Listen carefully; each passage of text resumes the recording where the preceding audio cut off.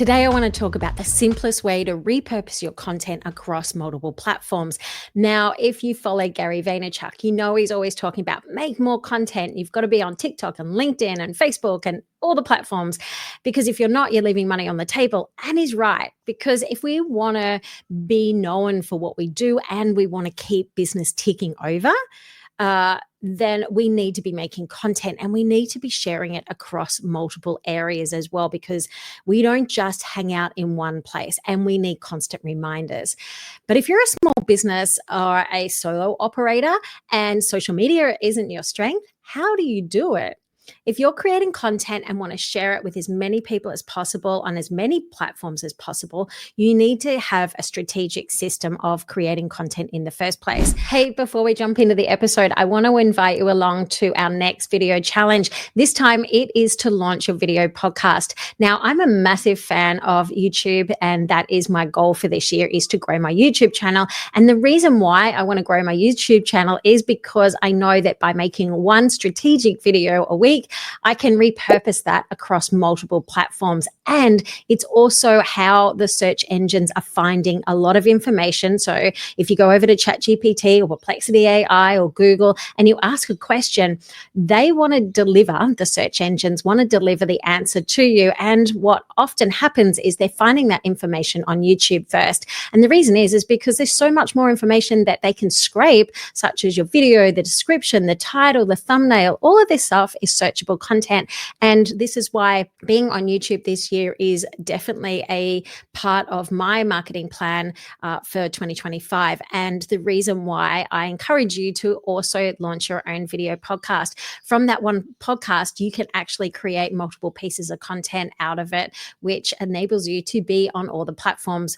And if you have a system on how to do it, it's going to make your life much easier. So day one is all about setting up your tech. We are going to set up your editing, your workflow and your AI assistants, and also just the gear in general of what you need. Now, you don't need any expensive equipment. And in fact, I've got a gear guide there that will help you set up your studio for under $100. Okay, so once we've got our tech set up, then day two, we are actually going to look at our topic planner. So we're creating content that the algorithms love and answer specific questions people are looking for. And then we're going to film our content, and then we're going to edit our content. And then day three, I'm going to share with you how to upload it and also distribute it across multiple platforms as well, and help you show you the repurposing method that I've created. Okay, so if you want to join, check out the show notes. All the details are there. We kick off March the 21st to the 23rd of March, and I look forward to seeing you there and helping you launch your podcast on YouTube in 2025. All right, let's get back into the episode. Welcome, I'm Deb Szabo, and in today's episode of Content Catalyst, I'm going to share with you the simplest ways that you can make and repurpose content across multiple platforms each week. And you don't need to be a tech whiz to do it. I'm going to share with you a streamlined system that helps you turn one video into 15 plus pieces of content that you can share across 7 plus platforms. Now, I'm talking about YouTube, your podcast, Facebook, LinkedIn, TikTok, blogs, threads. This is all content that you can use with a simplified process. And here's the thing. I know from when I was making content, 2, 3, 4 years ago, how much it's dramatically changed in 2025. And that is because of AI. AI is a game changer when it comes to creating content efficiently.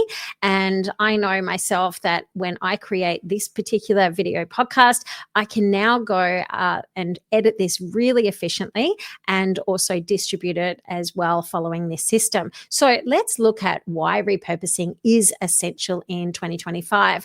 Number one, it saves you time. When you have a strategic workflow of making content and sharing it, it saves you time. I know when I first started my podcast, I actually put it off for about a year because I was like, I can't deal with any more extra things. But what actually ended up happening, it made me more disciplined to push out that hero piece of content, which I could then cut up into all of the different content pieces across multiple platforms. So it actually made my life easier, not harder, by doing that. And of course, when I launched my podcast, I essentially just started making video content as the video podcast format first. And I know a lot of people launch their podcast and they don't record themselves. And I get it. I 100% get it. Like turning up on video as a woman, especially, I have to think about it. I've got my hair and makeup done. I like to present, when I'm doing a good piece of content on brand. And I think it's a different headspace when you've got to press record on something as opposed to, I know some people go and sit in their car or in their wardrobe and just record in their pajamas. And I think that's awesome because you're getting content out there, but it's not enough anymore. And that's why I want to share with you a time-saving method on how you can get in and record your video podcast instead. All right. So the reason why we also want to do this method is because it increases your visibility as well. Now, I love it when people say, "Oh, Deb, you're everywhere." And I'm like, yes, I'm doing the job that I aim to do. And that is because what we think is repeating ourselves and saying the same thing over and over again, for a lot of people, it's the gentle reminder and nudge that we need, but we also learn in different ways as well. And I'm going to get into that a little bit more in this episode about how we take in information and how much information we actually need to convert. So the next part of why we want to repurpose content is because it boosts our SEO, so search engine optimization. And let me tell you, with AI now becoming the dominant way on how we search, as in using ChatGPT, Perplexity, Google now is, changing the way on how we search as well. But if you think about all of those search engines, they need to see relevant content. And what they look for is what we call EAT. And that is the expertise, experience, authority, and trust factor on your content, which increases your score rating for your relevance. So if you are creating one piece of content on just one platform, that's great. But as soon as the search engines see that you're also creating current content on your blog, on LinkedIn, and you're showing up on YouTube, and all of a sudden your score ranking goes up, and then you have a higher chance of being delivered as the solution to the person asking the questions by the search engines. So number 4, it increases conversion. And this is because you're popping up everywhere, as I said. And when people are taking in over 10,000 messages a day, we need a gentle reminder. Like, I know myself, I need a constant reminder when dinner's coming up. I'm sorry, I am that last minute person that books their ticket to the dinner and the lunch. I'm sorry, that is me. That is how my brain works or doesn't work, unfortunately. And I need that constant reminder. So when I talk to many businesses that are like holding summits and lunch events and things like that, and they're going, people haven't booked yet, it's because we need to be constantly reminding them to convert. And Inside Content Catalyst, my membership, this month we're talking about the marketing funnel and how that's changed, because what we used to do when we advertised, and I started out my career in advertising, is that we had this beautiful linear funnel of we put some ads up for attraction, and then we have their attention, and then we have their interest, curiosity, desire, and action. And that doesn't work like that in that linear mode anymore. So we have the attention of your product, and then we constantly go through this loop of evaluating things, and we need that one trigger. And sometimes it can just be that one Instagram story that's the trigger for them to buy.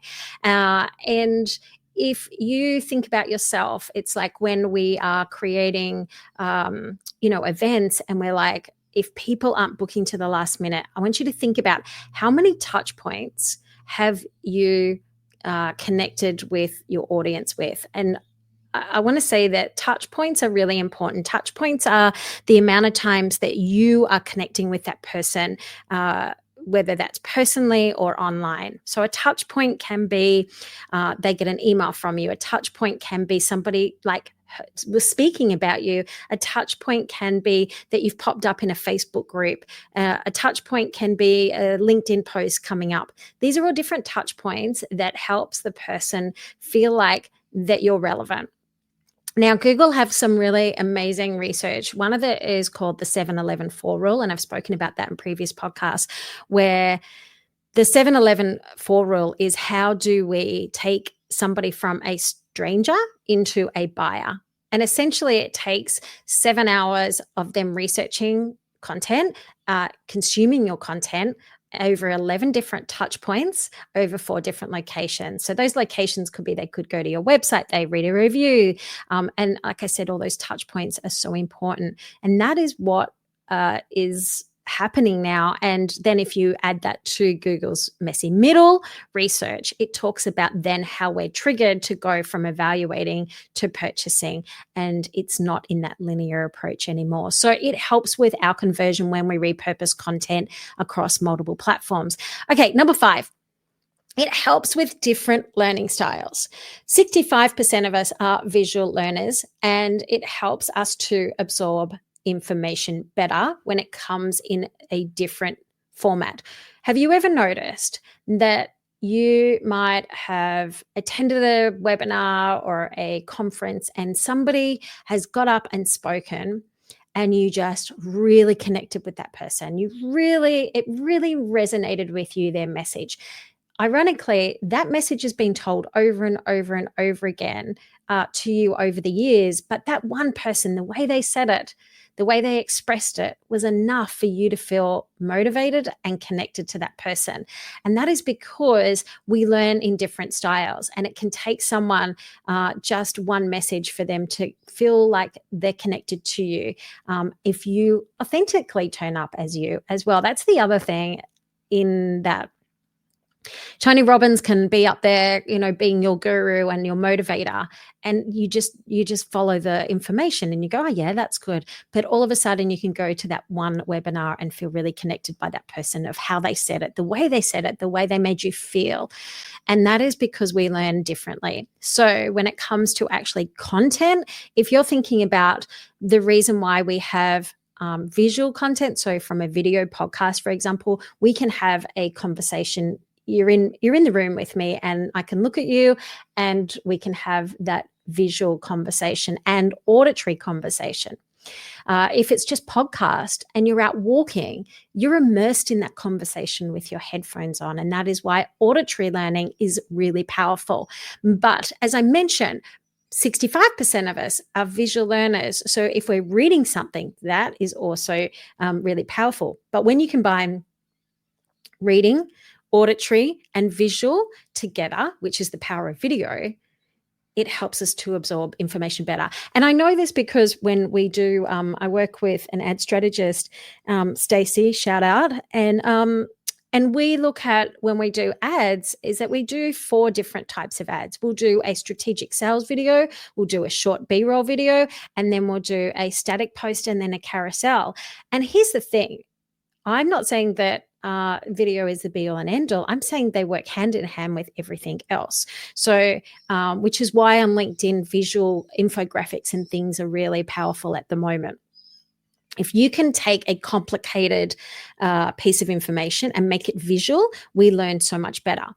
So this is why having multiple pieces of content helps. And that's why I was going back to with the Facebook ads. If you're putting up a strategic video and you look at your metrics, you might go, but they actually all clicked on the static post, but they all watched the actual video first. But it was that one static post that tipped them over the edge.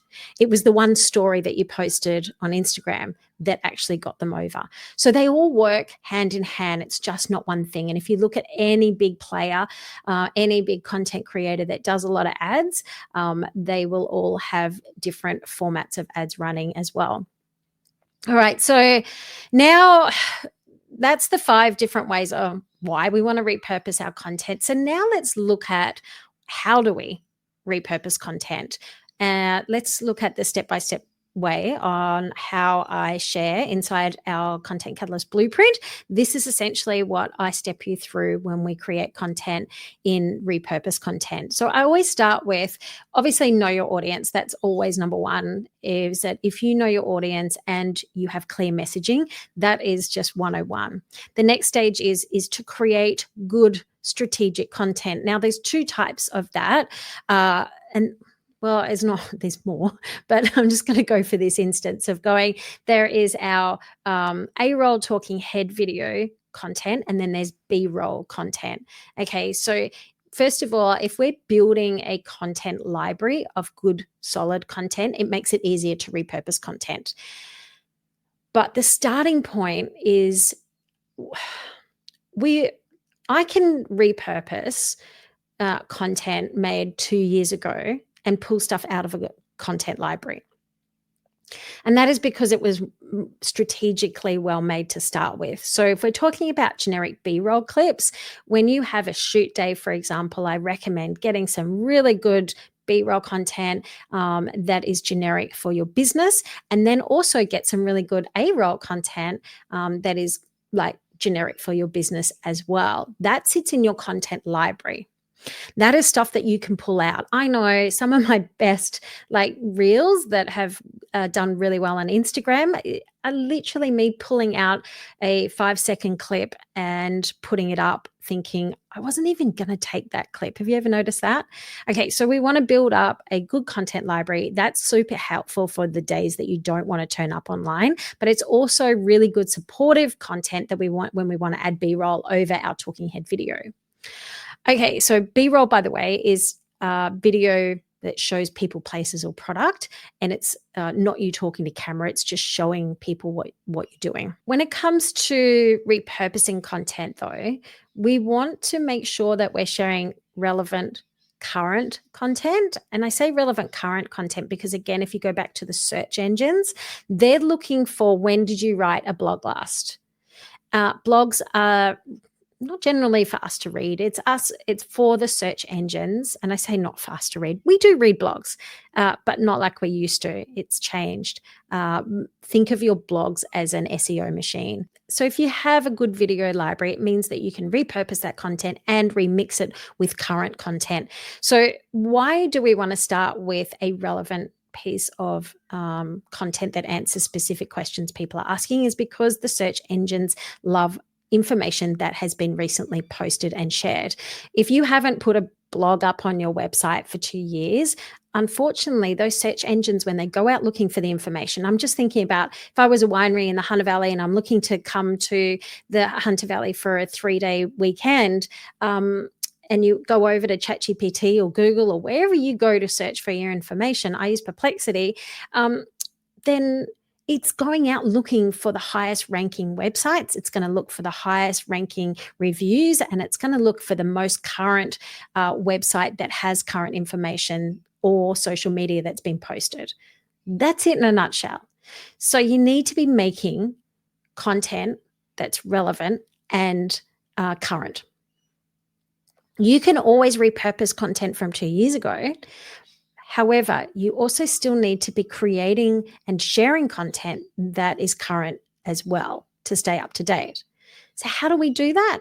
Well, I start with long form content. So long form content is content that is longer to consume, but it also stays around longer. So an example of that is a YouTube video, a blog, a podcast, a LinkedIn newsletter, article. These are forms of long form content that have a lot more information that is scrapable by search engines. So what I recommend is starting with a hero piece of video. So that hero piece of video, I say, is a video podcast because it enables you to then repurpose it easily across different platforms. And so this video that I'm sharing with you now is going on my podcast. So you'll be able to listen to it when you're going for a walk or driving in your car.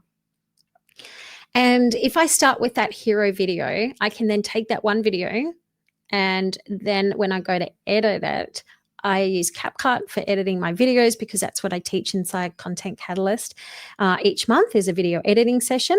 And so CapCut is a great program for you to go in and simply edit a video without spending a lot of money doing it. And I know there's some great programs out there. I know a lot of people like to use Descript and things like that. You do you, but I'm just saying is that I can use CapCut, go in, edit my video, and get 3 pieces of cool content out of that.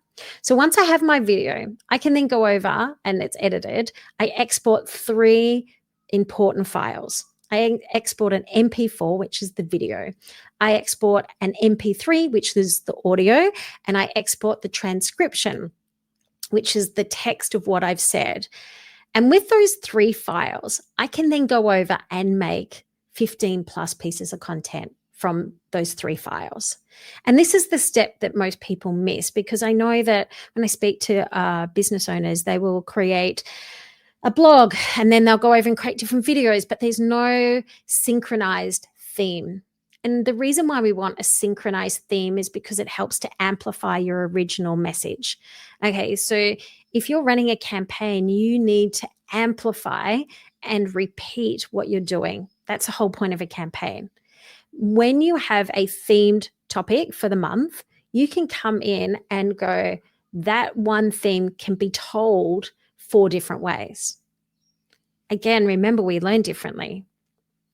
And this is why video series are really important, because it breaks down a complicated topic into bite-sizable pieces.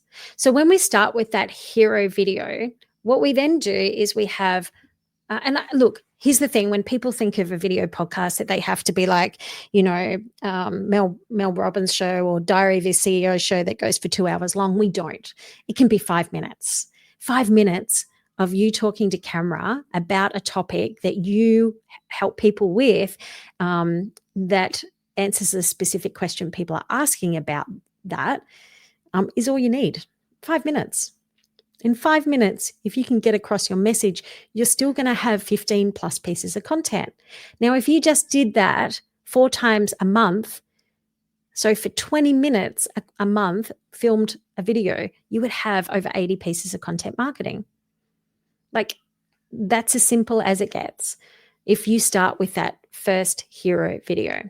So let's take that hero video, and then what we're going to do is we're going to break it down. So we're going to take that one video. I'm going to go over to YouTube. I'm going to upload that onto YouTube. I'm then going to go over to Perplexity AI, and I got AI Assistant set up there to help with my workflow. And before I even record the episode, I'll just take a step back for a second. Before I even record the episode, and this is the step most people miss, is that I like to research my topic. This is the most important part. Think of it like painting the house. If you're in a bedroom, painting the bedroom, if you don't wash the walls and mask up and move the furniture, you're going to have a really terrible paint job, okay? And painting the walls is actually the quick part. The research part is the most important part. So I go in and I'm like, and I did it last night. I was like, went over to Perplexity and I asked it to give me the top questions people were asking about editing videos. Using CapCut, and it gave me the top searched volumed, and then it gave me suggested topics that I could talk about. So once you've got that hero topic and you know that that's what people are asking and searching for, then you record the video. Then you go and take those 3 files, and then you can then use AI to then write your title. So important. The title of whatever your blog and your videos are called and your podcast is so important for click-through. So then we take that transcription and we go over to Perplexity. I put it in my AI assistant, literally just upload that file, click a button, and this is what it will give me. It'll give me the title suggestion, so that's optimized, that's SEO. It'll give me the description of my show notes. Again, that helps for the search engines to recommend the content.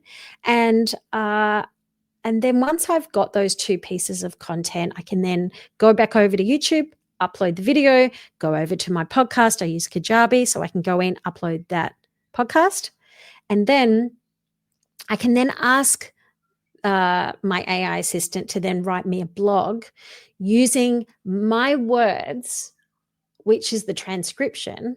So take that, what I've said, and just rewrite it as a blog. So it's still me talking, but it's just written in a blog form. And blogs need to be written with a hierarchy of header tags as well, and it'll do that for you. So that just means, again, search engines can find your content. So you take that blog, I go back over to Kajabi, I upload it over there. Then I go over to Canva, and then I make my thumbnails. So my thumbnails, I have one thumbnail, which goes to YouTube. Thumbnails matter, by the way. And then I can press a button again in Canva and it'll resize it for all of the different social medias. So I don't have to spend ages trying to make different thumbnails. I just use that one piece of artwork and just resize it. So then I've now got a thumbnail for YouTube, a thumbnail for my podcast, a thumbnail for my blog. I then take that blog and I go over to LinkedIn, and then I use that blog as my newsletter article on LinkedIn. Different audience over there. And I, again, have got that thumbnail. And then out of that, I now have two written forms. I've got blog, I've got LinkedIn. I'm recently been using Substack as well. So that's, again, another place that I can paste my blog. All again, using that one artwork. And this has just come from that one video. And then out of there, so they're my long form pieces of content done. They're optimized. They're going to stay around for a while. They're going to do the heavy lifting as far as SEO for my website. And then I'm going to now go over and make short form content. So we've got short form content looks like videos that are vertical, and then generally under 2 minutes as well. So I know like Instagram and that you can do 3-minute videos, but if I look at what LinkedIn's recommendations are, for example, on their video feed, they've said that anything under 2 minutes is ideal. And that's what I stick with. So you've got the short form video, and how we do that, we're going to go back over to CapCut. Once that has finished editing, with a click of a button, you can create up to 20 short clips of like optimized short clips from that one hero video with a click of a button. This is all AI generated. This is why AI is more than just writing in a prompt in ChatGPT. The AI is embedded into so much of what we do. It's just a matter of knowing how to use it. So again, I've got my short clips. Now, I don't generally use 20 of them. I find that it's pretty good as a lot of these short clip makers are. I still find that it's not always on point with the part that I want to talk about. That's just me. But at the end of the day, you've got, you may have like say 4 really good clips that you can just share across your week. So now you've got, let's say 4 short clips, and now we've got a post. So we've got a post out of Canva that we can now go over and share that information. And then you can actually go over to Napkin. So Napkin is an AI program that will take your words of what you've written in your blog, and it will make a visual representation, like an infographic of that.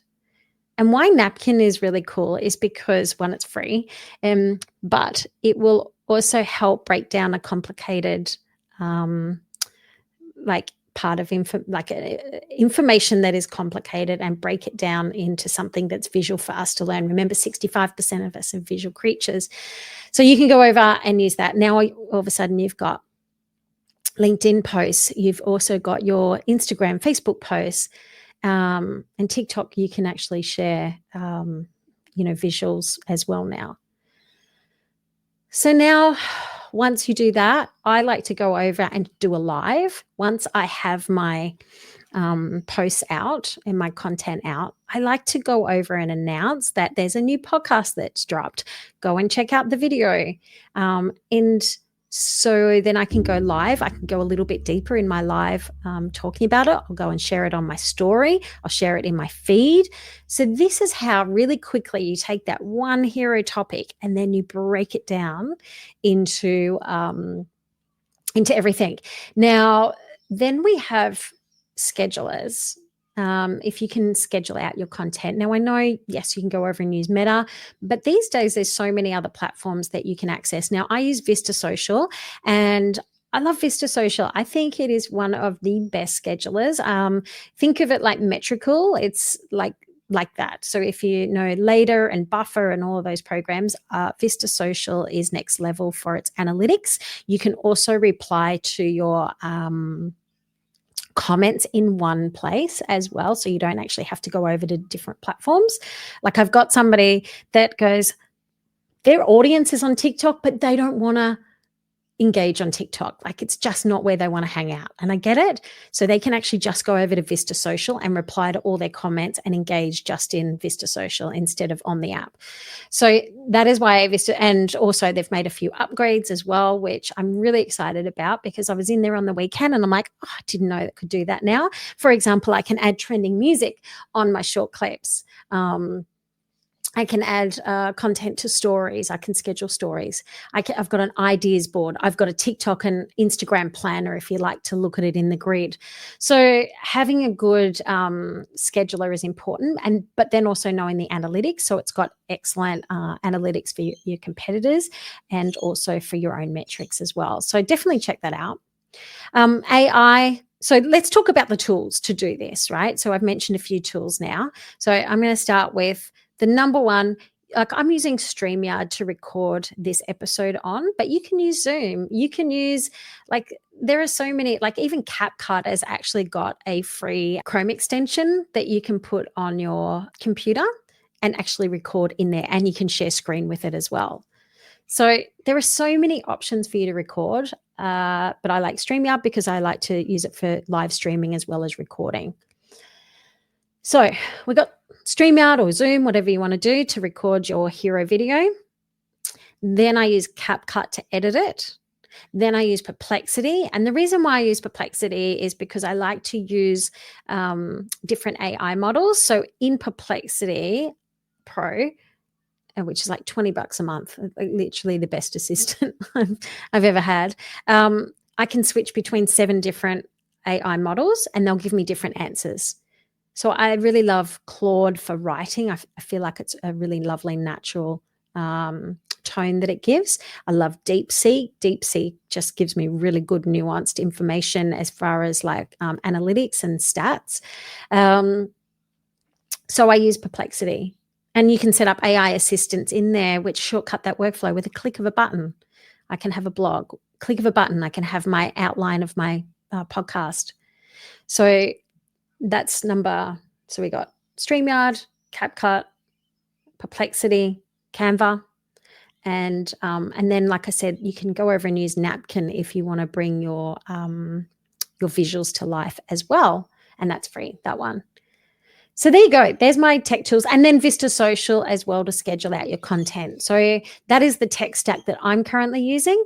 And I say currently using because tech changes all the time. I had somebody that did a strategy session with me, 2 years ago, and messaged me going, can I grab that replay? And the thing is, I'm like, yeah, you can grab the replay, but it's probably out of date. It's like, that's the thing, because as I learn information, I can give you information back, and I try and stay up to date on it. I'm going to do a whole series of AI image generators and also video generators as well, because there's some really cool AI video generators that we can use now.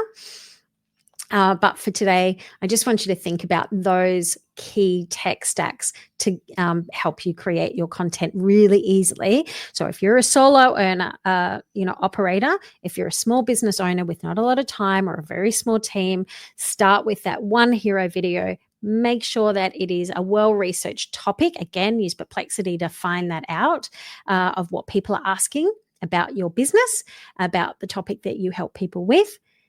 Record it.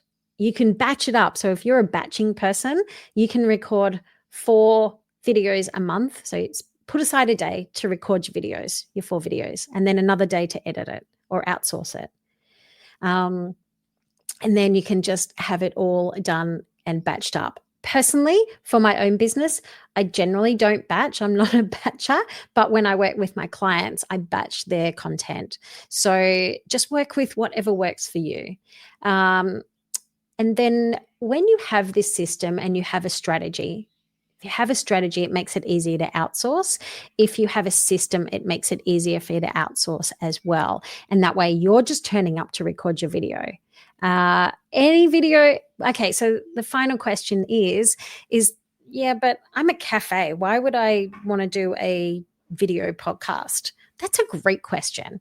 Here's the thing, right? Is that it doesn't matter your business. I feel like there is an opportunity for you to create long form content, and you just have to modify it to go to your business needs. Now, there's a business down on the Central Coast where I live. They're two drunk accountants talking about number stuff, but they make it in such a way that it relates to their audience, because they serve like a lot of like the trade industry. So they really talk about stuff that we don't want to hear about, but they talk about it in such a way that it relates to their audience. There is a company that I follow that he's an eye doctor, and he does the best content online on YouTube, and he's an eye doctor, like literally one of the most boring things, and he has millions of subscribers and viewers. So it doesn't matter the industry. If you have a business, I believe there is an opportunity for you to do long form content and bring in your community to help you with that content as well, which again extends your reach and collaborations with what you do and how you sustain your business. Like I said, we want growth in our business, but first we need to sustain it. And sustaining it means to constantly show up, to be relevant, because there's a saying by, I think it's the head in a video. He says, AI won't take your jobs, but people using AI will. And that is the fact, is that what used to take days to do with content creation can now be done in hours and on a level like we've never seen. So it's so much easier than ever. Just know the systems. So I hope this has helped you feel a little bit inspired. If you're thinking, I don't know how I would be able to do that, comment below what your industry is in the comments, and I will make some suggestions for what sort of content that you could make. Set me the challenge. I'd love you to challenge me of going, this is my business, this is who I help. What content could I actually create as a YouTube video podcast? And I'll make some suggestions for you. All right. If this episode has been helpful, let me know in the comments. Share it with somebody who needs to help promote their business and sustain their business and get more visible online. I'm Deb Szabo, and until the next episode of Content Catalyst, thanks for listening. Bye-bye.